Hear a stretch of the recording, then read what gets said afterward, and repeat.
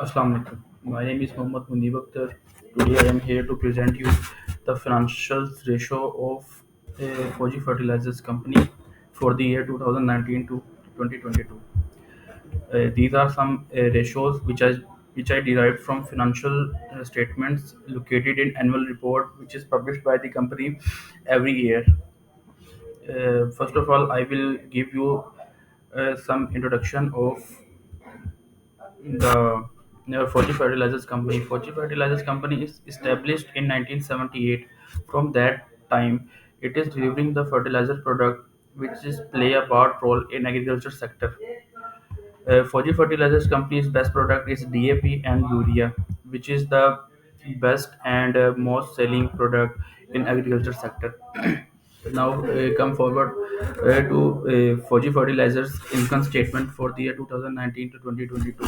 These are the income statements from 2019 to 2022. Uh, from here, we can see the fluctuations between gross profit, profit before tax, etc. This is due to COVID-19 impact of COVID-19 and we can see the cost of sales, which is called cost of goods sold, uh, is reduced by 9 lakhs 9 billions, uh, which is good for the company as how much the cost decrease, the profit will increase. This is the income statement, and this is the cash flow statements. Now come to the cash flow statement. Cash flow statements. This this this is the cash flow statement. In cash flow statement, we can see the cash flow from operating activities, cash flow from investing activities, and cash flow from financing activities. Now come towards the balance sheet. This is the balance sheet for the year 2019 to 2022. And this is the portion of shareholders equity, means कि how much the company invest in its business operations, how much it depends on equity and how much it depends on liability. This describes the financial position of the company. So here are the total assets, non-current assets. All details are available here. Now come towards the main topic, financials ratio. These are the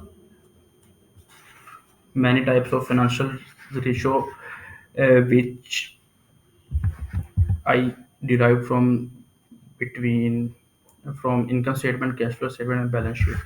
So come towards the liquidity ratio. Liquidity ratio defined as it is the liquidity that the company made the short term obligations. Now the in liquidity ratio, the current ratio shows a fluctuation trend. So we can see that in 2019 0.91 was the current ratio, and in 2022 it is the increase, and after 2021 it is also decrease. So but shows a fluctuation trend, but it is generally below 1.0, indicating potentially liquidated issue. A ratio below 1.0 suggests the company may have difficulty meeting short-term obligations. The decreasing trend from 2020 to 2022 raising concern, means that it is very highly risky that the current ratio of the company is fluctuating. Now come towards the quick ratio. A quick ratio. Similarly to the current ratio, the quick ratio below 1.0, indicating potential short-term liquidity challenges. This decreasing trend is a cause for concern. Now we we move toward solvency ratio. In ratio, there are three ratios: debt to equity ratio, interest coverage ratio, equity ratio. Debt to equity ratio means that how much the company depending on debts in as compared to equity. The increasing trend in debt to equity ratio suggests a higher reliance on debt. But this decrease that uh, the high debt to equity ratio describe that the company is uh, reliable on highly reliable on debt is debt uh, as compared to the equity. In interest coverage ratio, all values are negative. This means that the company is not generating much profit to cover its interest expenses. Equity ratio or decreasing equity ratio implies a declining proportion of assets financed by the equity. This could signal potential financial instability. Equity ratio means that a very low part of equity is present in the company's financials in capital structure. The profitability ratio. In profitability ratio, there are 5 to 6 ratios, which is net profit margin, return on assets, return on equity, gross profit margin, operating profit margin, return on investment. So we start with net profit margin. As a slight decline in net profit margin over the years, but the values are positive, indicating some profitability. Means we can see that in 2019 the profitability net profit margin was 0.16, 16%.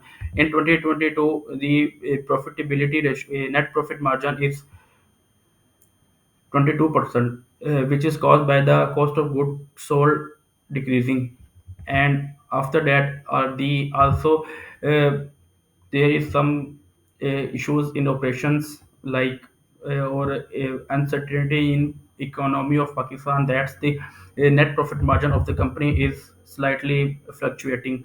Return on assets, both return on assets and return on equity shows a decreasing trend, indicating declining profitability and efficiency in asset and equity utilization. Means the company is not effectively utilizing its assets and utilizing equity uh, properly. In analyzing the income statement and other financial statements, we can also notice that the company is having 80% liabilities and 20% equity. That means that the company is highly implies on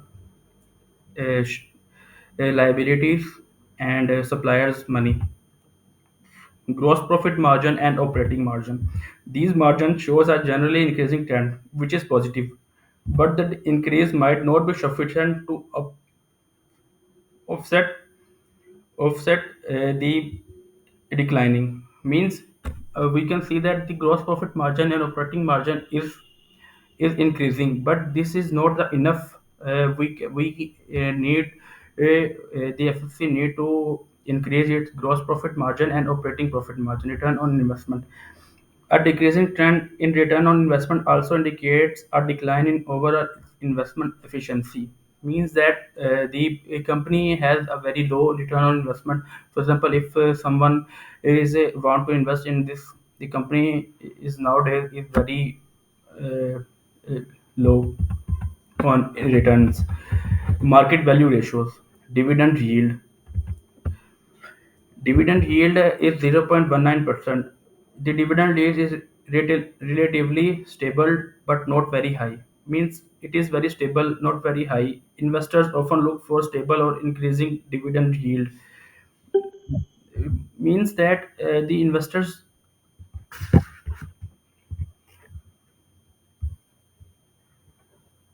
sorry, means that the dividend yield means that it is stable. If it is highly fluctuating, the investors never believe in that. Means uh, means that the investor is confident if the value of dividend is constant or increasing. Earning per share is 13.45 in 2019, uh, while EPS shows a positive trend. The price per earning ratio has significant fluctuation and even a negative value in 2022. indicating potential issue with stock evaluation. Means that this this provide that the company the stock valuation is not good. Now come towards the cash flow ratios. Cash flow ratios. In cash flow ratios, first was cash flow margin ratio. A decreasing trend in cash flow margin is concerning, indicating potential challenges in generating cash from operations. Means that the company is uh, is not effectively utilizing its resources to to maintain its cash flows. Capital expenditure coverage ratio. Capital expenditures coverage ratio, we can see that this is declining. That means that the company is working very hard to cover its capital expenditure. So we can see that in 2019, minus 7.95 was the capital expenditure ratio coverage ratio. In 2020-22, because of COVID impact, the capital expenditure ratio was also increased. But now company is working hard to recover its capital expenditure coverage ratio. Operating cash flows. Operating cash Operating cash flow decreasing trend in this operation ratio indicates a decline in the ability to generate cash from core corporation. It means that the company's कि जो operating cash flows to is not enough to meet its profitability. So these are the some ratios which uh, I eh, I compiled from income statement, cash flow statement, and balance sheet. Now come toward the conclusion. What conclusion we derived from these statements? Based on the provided ratio, the company faces significant financial challenges. As we also know that the equity portion is very low, the liability and the supplier's money is highly invested in the company, which is not the permanent solution for any company, including liquidity issue. There are also liquidity issues, high debt levels, negative interest coverage. As we see that the interest coverage ratio is also negative, that the profit of the company is not the profit of the company is not enough to meet its interest expenses. Declining profitability, also we can see that declining profitability and cash flow concern. The negative price per earning ratio suggests potential issues with stock valuation. Considering these factors, it would be advisable to approach investing in this company with cautions. Means that this nowadays it is very risky to invest in this company. Maybe it improve their operations and anything else to be a profitable, and it is not good to reliable only on in investors and no, I am sorry, not investors. It is not good to rely only on debt liabilities or suppliers money. So these were the some ratios which I concluded, and thank you for so much for your time and consideration. Allah Hafiz.